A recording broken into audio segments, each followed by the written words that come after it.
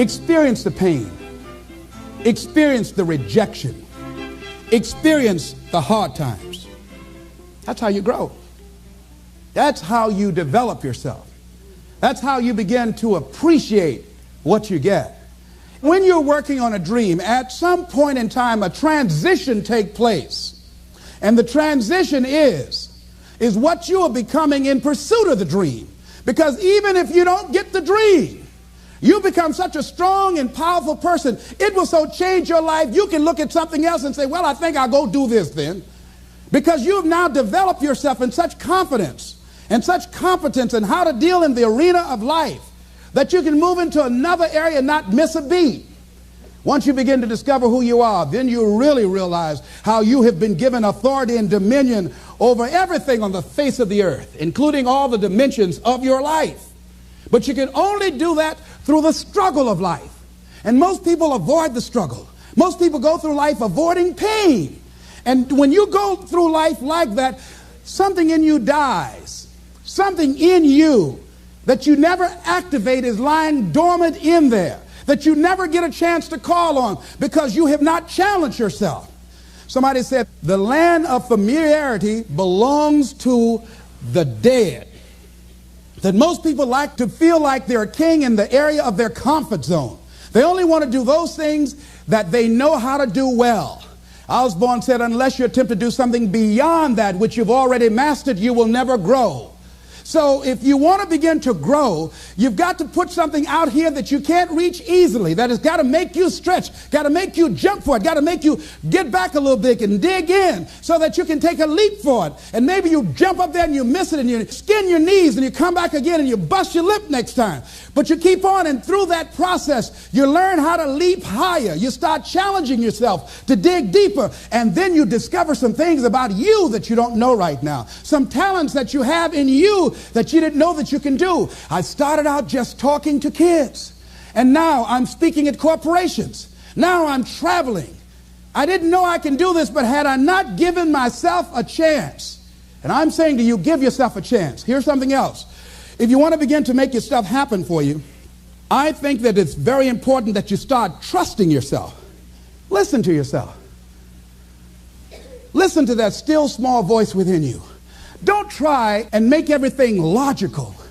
There are some things about life that defies logic, that you just can't explain how the outcome is going to be. I think that's why Paul said you've got to learn how to walk by faith and not by sight. That once you begin to trust yourself and your ideas and your instincts, life takes on a whole new meaning, because now I want you to do that feeling that you are led. Just feel, I am led. I remember the worst speech I had ever given in my life. I let someone exploit a fear that I had. For years I had a tremendous inferiority complex because I'm not college educated. And this person knew this. And she said, let me write this speech for you.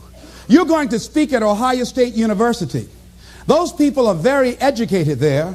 And they're going to know when you make grammatical errors. And they're going to know because of the substance of your speech that you are not literate.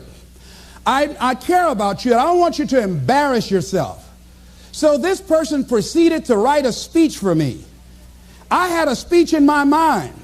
But this person was stronger than I was negatively than I was positive about my own thoughts.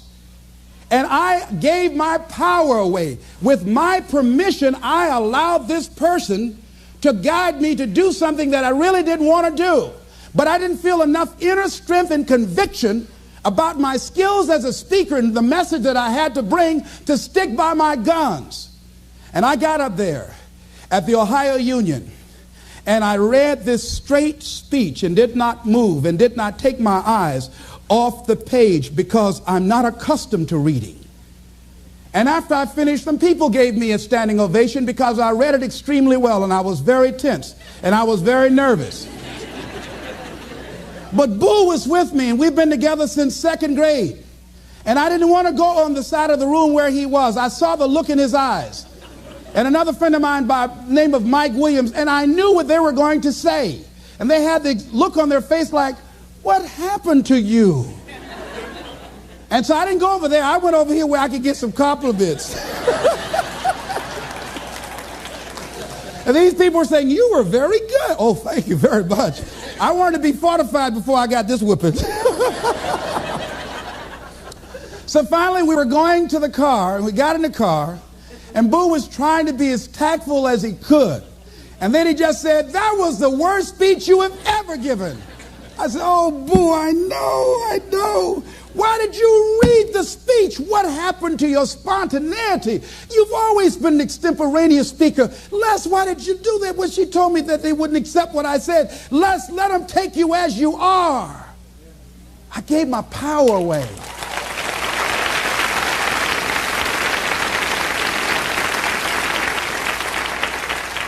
Ladies and gentlemen, don't give your power away.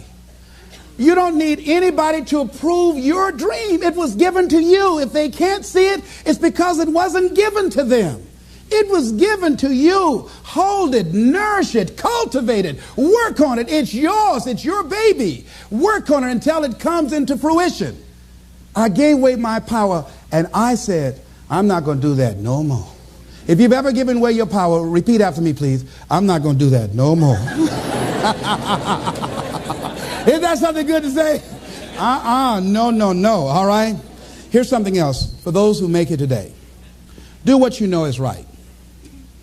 Treat people like you want to be treated. Don't try and take any shortcuts. Don't try and cheat. Pay your dues up front. I believe, ladies and gentlemen, what goes around comes around. You can pay now, or you will pay double later. So do the right thing. There might be a tendency sometimes, because of the negative part of our consciousness and our own programming, for us to want to say, well, I'll just do it this time. It won't matter. Won't nobody know. Ladies and gentlemen, everything matters. And you know you're somebody. You know. I'd rather lose out on my dream doing the right thing than to cheat trying to make a shortcut to get to my goal. I want to be able to look myself in the mirror, and that's what you want to do. There's no saying, judge a man not by what he does, but by that he doesn't have to do. And to judge the true quality of a man is what do you do when nobody's looking. See, there's some good out there for you in the universe that has your name on it, and nobody can get your good. It has your name on it. They can't take your stuff. It's your stuff. So when you know that whatever you're seeking, it's also seeking you, you don't worry. You don't run scared. You don't think somebody's going to take it from you. You listen to your inner voice, and you always take the high road. There will be the tendency, the natural inclination to take the low road. You must resist that. Repeat after me, please. I will always take the high road. I will always take the high road. And do the right thing. And do the right thing. No matter what. No matter what. Shake somebody's hand on your right and left and say, do the right thing.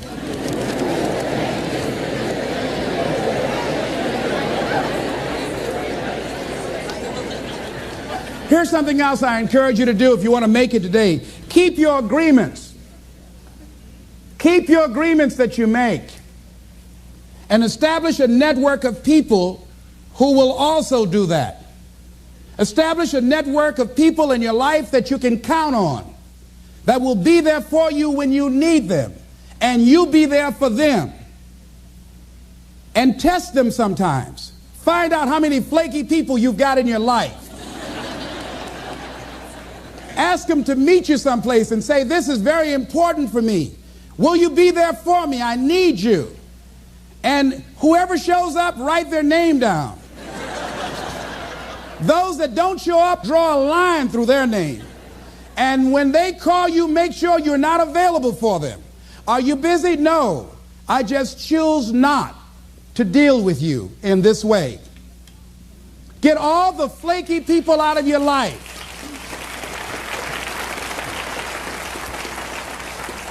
I asked a friend of mine today about a mutual friend. I said, have you talked to him? She said, no. I said, why? He's so negative. I had to cut him out of my life. I couldn't risk having him in my life. In my office, I have a lot of fruit, and I had a basket of apples on the table, and I had a plum that had spoiled. When I picked the plum up off this granny apple, it left a brown spot. You ever heard said one spoiled apple will spoil a whole barrel? One negative person can spoil your whole life.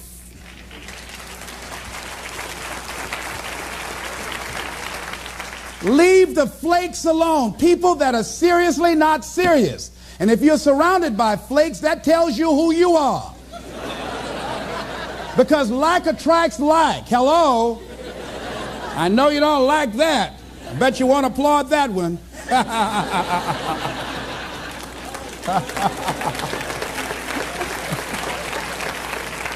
You applaud for them, huh?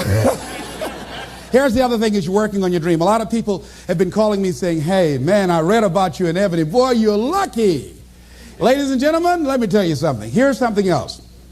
3 P's to have in your life. In working on your dream and doing your life work, you must be patient, persistent, and positive no matter what. I called John H. Johnson for 2.5 years to get in that magazine. The first time I called him, he wouldn't talk to me. Then I was persistent, trying to find out who knew him that could invite me there to meet him or an opportunity to speak so that he could hear me. And I met a guy who worked for him. And I said, hey, I'd like to speak for you guys free. I just want to know, will he be in the audience? They said, yes, good. I spoke and I tried to tear the microphone up. And he said after I finished, hey, young man, you're quite impressive. I'm going to have my staff do an article on you. I said, thank you, Mr. Johnson. And I sent him information on me, Federal Express. And it didn't happen. Waited for a month and it didn't happen. Waited for 2 months. It didn't happen. I started calling every month. Hello, how are you? May I speak to Mr. Johnson? I'm sorry, he's not available. Tell him Les Brown calling. I just want to say thank you very much for the article when he puts it in. I kept on doing it, kept on calling, sending new articles, sending new information on me, kept on upgrading the information on me, sending him thank you letters. Thank you, Mr. Johnson. I was always positive. I could have gotten negative saying, where did you lie to me? Why you don't tell me you were going to put me in the magazine and you didn't do it? I could have got an attitude. Be positive no matter what. Because when you are negative, ladies and gentlemen, you're sending out negative energy and you're blocking your good. So don't send out any negative energy. Don't take it personal. I didn't care what he thought of me or the staff, that I was a nuisance to them. They get paid to deal with people like me.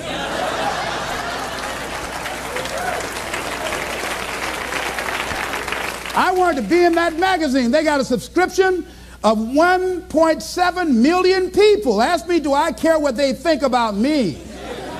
Any sensible, reasonable, intelligent person knows if somebody doesn't call you back after 2.5 years, they don't want to talk to you. Ask me, do I care about that? Results don't lie. I'm in the magazine. Hello, hello, hello.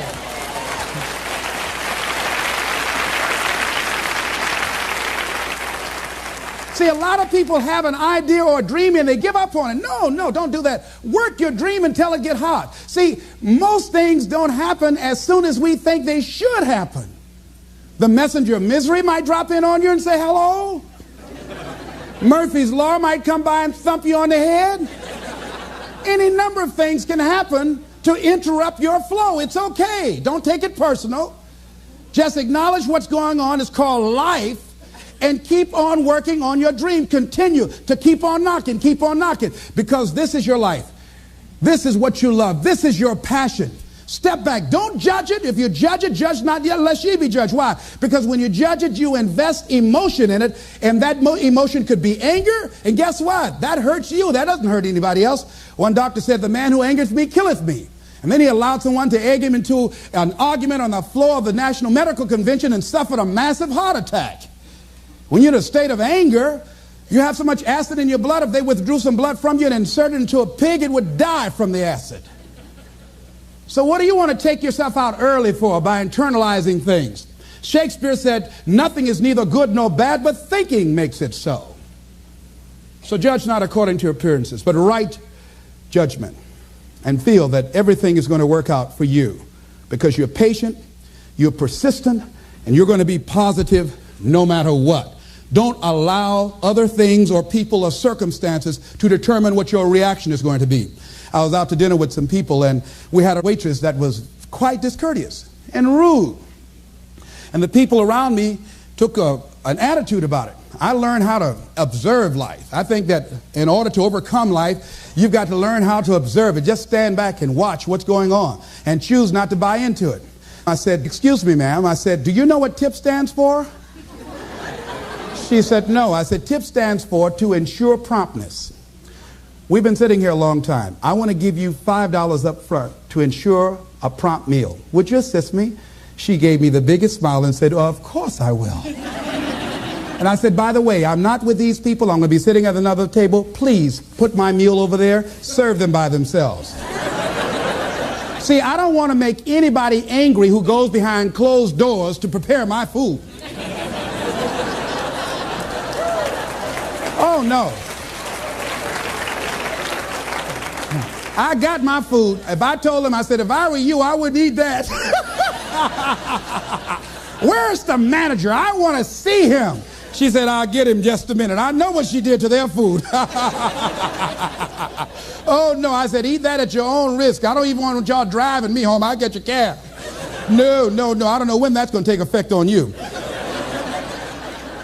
So don't allow people to determine how you are going to respond to them or circumstances. Learn to look at it. A friend of mine, Tom Perkins, handsome, articulate man in his mid-50s. He had a tremendous business, and at the height of his success, someone was killed in his business. He was sued and lost $750,000. Lost his business, lost his family, lost his home, everything. He was devastated, ladies and gentlemen. He started living in his car. He would wash up in a McDonald's across from Howard University on Georgia Avenue in Washington, D.C. He said, "Les, I was so depressed." He said, "I had everything, and then one day I lost it all." He said, "I didn't want to live anymore." He got some sleeping pills, and he took over 35 sleeping pills, and he laid down, folded his hands across his chest, and he said he went to sleep to die. 2 days later, much to his amazement, he woke up. He couldn't even get that right.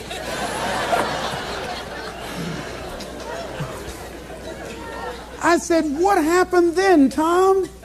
He said, "An incredible thing happened." He said he was laying there for a moment. He said, and a voice said to him inside his mind, "It wasn't your life to take." That was one thing. He said, "Since that day, when I get any major challenges, I don't take it on myself personally. I feel that I've got somebody with me." He said, "I'll never leave you nor forsake you." He said, "Hey," I said, "God, you got to handle this for me. This is too much for me." He said, "I don't sweat the challenges of life." Repeat out to me, please. Don't sweat the small stuff. Don't sweat the small stuff. Because it's all small stuff.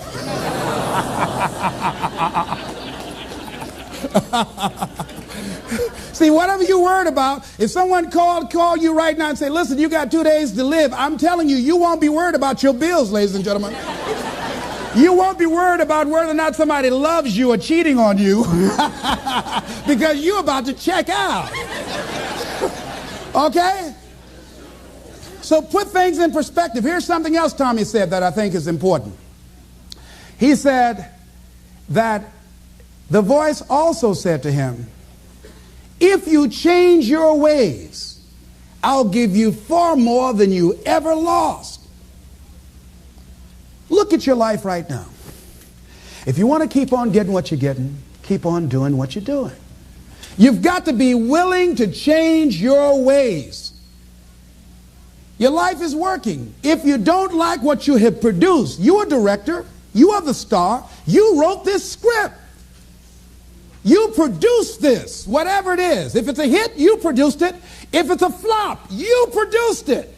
Take ownership of it and decide to go back to the drawing board and rewrite the script that you are the star of. You have the power to do that. On this day, you can declare that I'm going to change. As you look back on your life, you can decide that I don't like what I produced here, and I want higher ground. I want to begin to experience more love. I want to have more adventure in my life. I want something that gives my life a sense of meaning. Ladies and gentlemen, I've been selected to head up a program called Project Life in Chicago, training thousands of kids. And I had the experience, we had our second session this past Monday. And to see these young people when they came in, and to see the young people and the parents and the community volunteers when they went out. One young man from the Cabrini Green housing projects who didn't want to be there, who came up and said, I want you to know I'm so glad to be here. And he said, I'll never be the same again. He said, thank you, Mr. Brown. He said, I just got to go now, but thank you, sir. I'll never be the same again. To see a letter I got from a young man who was in the Cook County Jail where I work on Monday morning. And this young man will not be out of jail for at least 50 years. At least 50 years. They gave him 100 years. This guy has shot at least 60 people that we know of and killed 10 at least.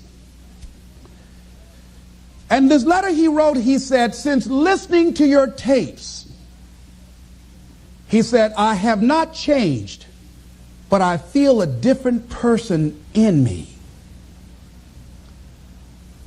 Over 70% of these young men are in there for murder. We wanted to have a two-pronged attack where we would train people on the outside and train those that are in the jails, because I believe if you cage them like animals and treat them like animals and they're out on the streets every 22 months, they're going to get out and act like animals and go back in like animals.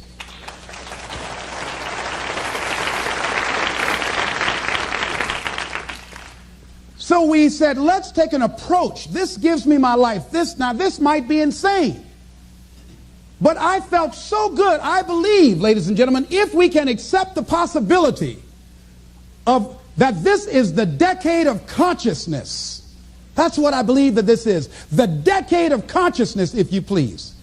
A time where we can begin to create in folks' minds the idea, the possibility that we can create a more humane society, the possibility that we can create more love, communication, and understanding in relationships, the possibility that we can create a drug-free America, the possibility that we can create the kind of respect for diversity and difference in our multicultural society, the possibility that we can begin to develop the mindset to bring out the best in people, to encourage them to achieve their greatness and support them in their dreams, that if we can, in this decade of consciousness, to begin to see and envision that happening, and that we all can play a role, that we were born for such a time as this, that we showed up for this, that we survived 1 out of 9 million sperms, and we have been chosen for this great work. What an exciting time to be alive.